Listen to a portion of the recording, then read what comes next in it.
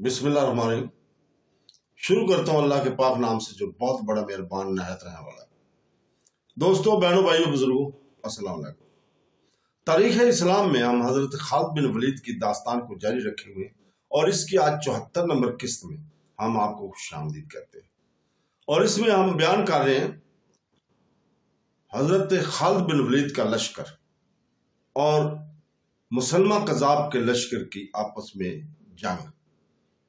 اور مسلمہ بن قذاب کا لشکر بھاگ کر باغ میں داخل ہو گیا تھا اور باغ کے اندر کے دروازے بند کر لیے تھے، اور باہر سے ہمارا ایک مجاہدین، اسلام کا مجاہد برہ بن مالک نے دیوار پھاند کر اندر جا چکا تھا اور وہ دروازہ کھولنے کی کوشش کر رہا تھا، اور وہ اللہ اکبر محمد رسول اللہ صلی اللہ علیہ وسلم وہ وار روکتے، وار کرتے اور دروازے کو کھولنے کی کوشش کرتے تھے۔ تاریخ میں لکھا ہے کہ برہ بن مالک نے بنو حنیفہ کے بہت سے آدمیوں کو ہلاک اور زخمی کر دیا اور دروازہ کھول دیا۔ بعض مورخین نے لکھا ہے کہ برہ بن مالک کے پیچھے چند اور مسلمان دیوار پھاند کر اندر چلے گئے تھے، جنہوں نے تیروں سے مرتدین کو دور رکھا، اور برہ بن مالک نے دروازہ کھول دیا۔ اس پر تمام مورخ متفق ہیں کہ سب سے پہلے برہ بن مالک دیوار پھاند کر اندر گئے تھے۔ دروازہ کھولتے مسلمان اس طرح دروازے میں سے اندر جانے لگے جیسے نہر کا کنارہ کہیں سے ٹوٹ گیا، اور بہت سے مسلمان حضرت خالد بن ولید کے کہنے پر دیوار پر چڑھ گئے۔ یہ سب تیر انداز تھے، انہوں نے بنو حنیفہ پر تیروں کا مینہ برسا دیا۔ مسلمان جو اللہ اندر جا چکے تھے وہ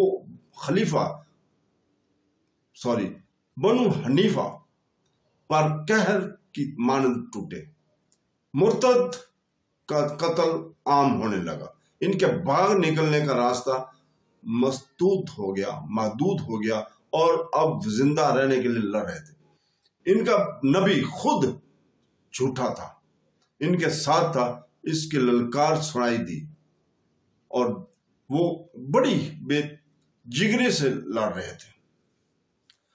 مرتدین کی تعداد بہت زیادہ تھی جو بڑی تیزی سے کم ہوتی جا رہی تھی۔ باغ میں خون سے سراب ہو رہا تھا۔ حضرت خالد بن ولید کے ذہن میں یہی ایک ارادہ تھا کہ مسلمہ کو قتل کیا جائے ورنہ لڑائی ختم نہیں ہوگی، لیکن مسلمہ کہیں نظر نہیں آ رہا تھا۔ مسلمہ قذاب حضرت خالد بن ولید کو تو نظر نہیں آ رہا تھا، ایک اور انسان تھا جس کے عقابی نگاہوں سے مسلمہ کو دیکھ لیا تھا۔ وہ حبشی غلام وحشی حرب تھے۔ برچھی نشانے پر پھینکنے میں وحشی کا مقابلہ کرنے والا کوئی نہ تھا۔ اس نے ایک بار اپنی برچھی کا کمال سب کو دکھایا تھا۔ ایک رقاصہ کے سر پر ایک کڑا جو کانچ کے اوسط کا تھا، اس کے بالوں کے ساتھ اس طرح باندھ دیا گیا تھا کہ کڑا اس کے سر پر کھڑا تھا اور وہ ناچنے لگی، اور وحشی برچھی لے کر چند قدم دور کھڑا ہو گیا۔ اس نے برچھی ہاتھ میں اٹھا کر تولی اور رقاصہ رقص کر رہی تھی۔ جو ہی رقاصہ مڑی اور زاویے پر آئیں، وحشی نے تاک کر برچھی پھینکی۔ برچھی رقاصہ کے سر پر کڑے میں سے گزر گئی۔ جنگ احد میں وحشی بن حرب نے رسول کریم صلی اللہ علیہ وسلم کے چچا حضرت حمزہ رضی اللہ تعالیٰ عنہ بن مطلب کو اپنی برچھی پھینک کر ہی شہید کیا تھا، اور جو سفیان کی بیوی ہند سے انعام وصول کیا تھا، اس وقت وحشی مسلمان نہیں ہوا تھا۔ فتح مکہ کے بعد اس نے اسلام قبول کر لیا تھا۔ مسلمہ قذاب کے خلاف جنگ میں وحشی مسلمانوں کی نظروں میں تھا۔ باغ کی خون ریز معرکے میں اس نے مسلمہ کو دیکھ لیا تھا۔ اس نے حضرت خالد بن ولید کی زبان سے سن لیا تھا کہ مسلمہ کو ختم کیے بغیر لڑائی ختم نہیں ہوگی۔ وحشی مسلمہ کو تلاش میں دشمن کی تلواروں اور برچھیوں اور اپنے ساتھیوں کے تیروں سے بچتا بچاتا لاشوں اور تڑپتے ہوئے زخمیوں سے ٹھوکریں کھاتا سارے باغ میں گھوم گیا، اور اسے مسلمہ نظر آ گیا۔ مسلمہ اپنے محافظوں کے نرغ میں تھا جو اس وقت جان بازی کا مظاہرہ کر رہے تھے کہ کسی مسلمان کو قریب نہیں آنے دے رہے تھے. وحشی کو قریب جانے کی ضرورت نہیں تھی. مسلمہ کے محافظوں کے ساتھ مسلمان لڑ رہے تھے اور ان کے ارد گرد وحشی گھوم رہا تھا کہ مسلمہ پر برچھی پھینکنے کا موزوں موقع اور صحیح زاویہ مل جائے. اسے ایک موقع مل گیا، لیکن اس کے راستے میں ایک خاتون ام عمارہ آ گئی. وہ بھی مسلمہ تک پہنچنے کی صحیح کر رہی تھی. وہ اپنے بیٹے کے ساتھ تھی. وہ مسلمہ کے محافظوں کا حصار توڑنے کے لیے آگے بڑھی تو ایک مرتد کی تلوار نے انہیں روک لیا. ام عمارہ نے اپنی تلوار سے اسے گرانے کی بہت کوشش کی، لیکن مرتد کے ایک وار نے ام عمارہ کا ایک ہاتھ صاف کاٹ دیا.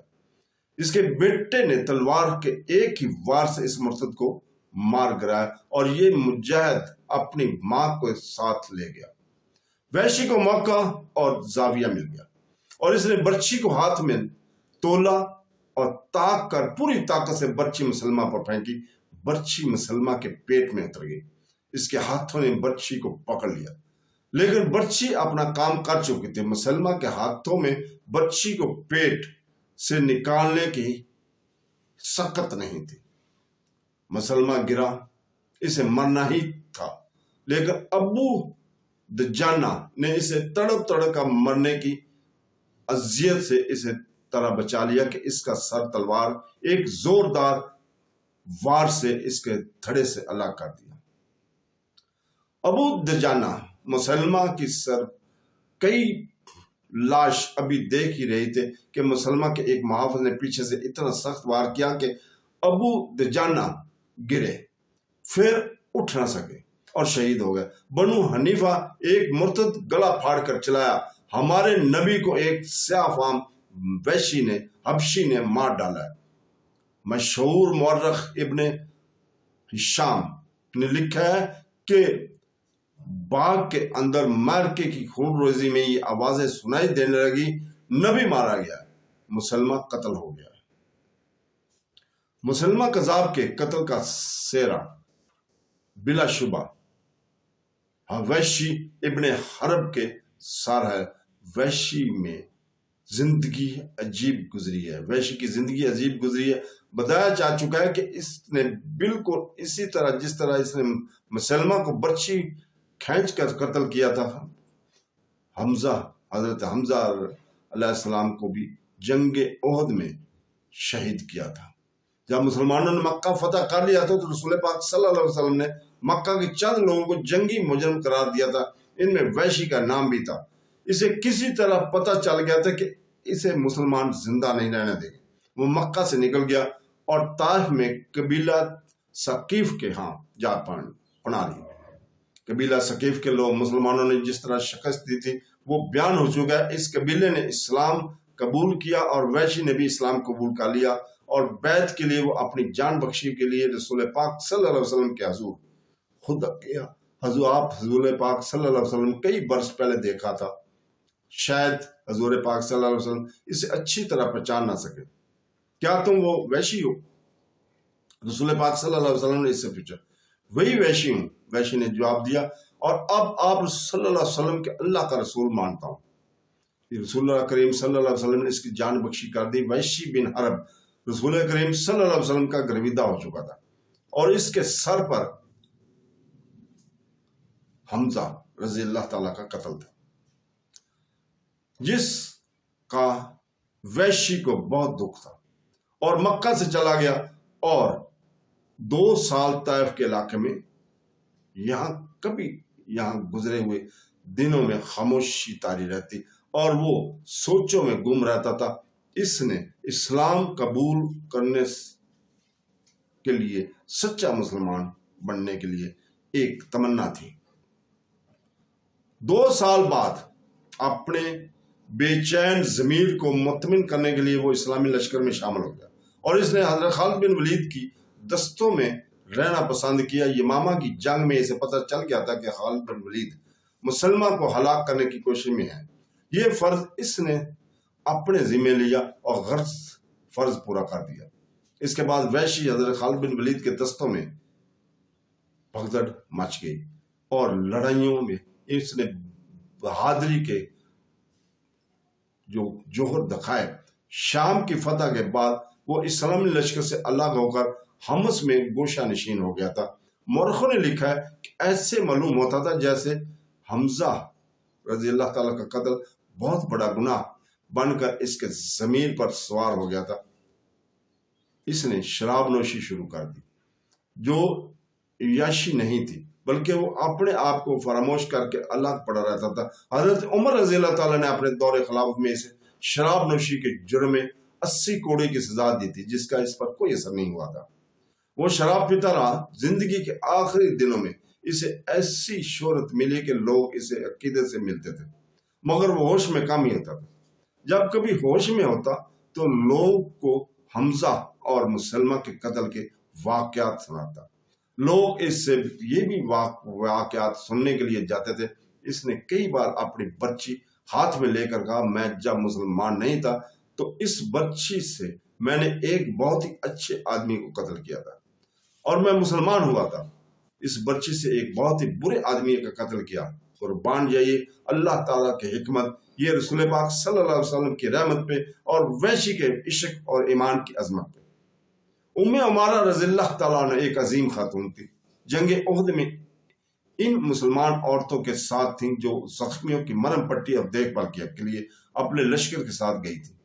इस लड़ाई में ऐसी सूरत हाल पैदा हो गई थी कि मैदान पर कुरैश छा गए।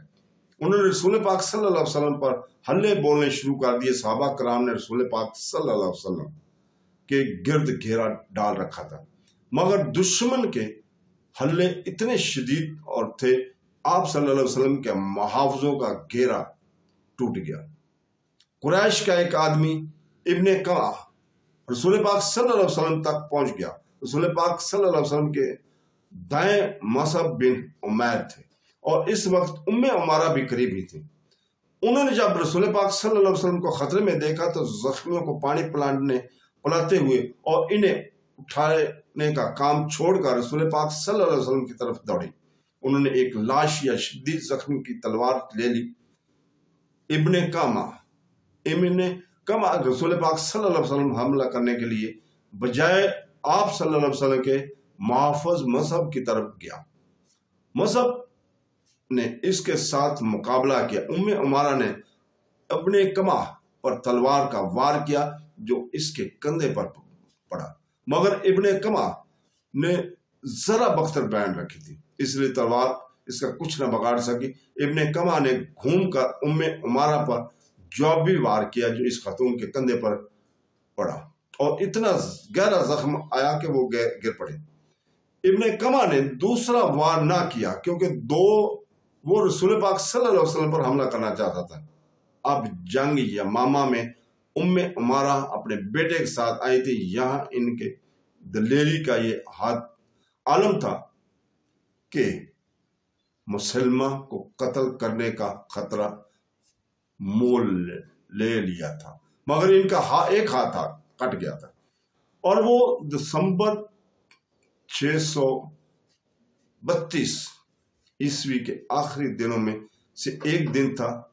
हदीकुर रहमान सरसब्ज और हरा भरा बाग हुआ करता था, मगर कुछ लोगों को फल दिया करता था। वह थके मांदे मुसाफिर आकर सस्ताया करते थे। तो दोस्तों, इसके साथ ही आज हम इजाजत चाहते हैं। कल तक के लिए अल्लाह हाफ़िज़।